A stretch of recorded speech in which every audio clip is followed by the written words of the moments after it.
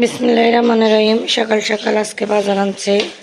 আজ শুক্রবার, গরিবের হজের দিন, জুম্মার দিন। সবাইকে জানাই জুম্মা মুবারক।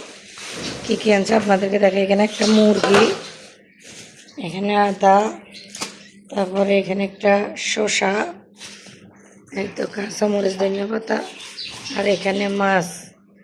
দেখছেন, কিছুই কুড়াকাটা করে না, এগুলা কুটতে কুটতে রাঁধতে রাঁধতে দিনের 4টা বাজবে। স্বপ্না ডেলি ব্লগে আপনাদেরকে স্বাগতম। আসসালামু আলাইকুম। সবাই কী অবস্থা, কেমন আছেন অবশ্যই জানাবেন।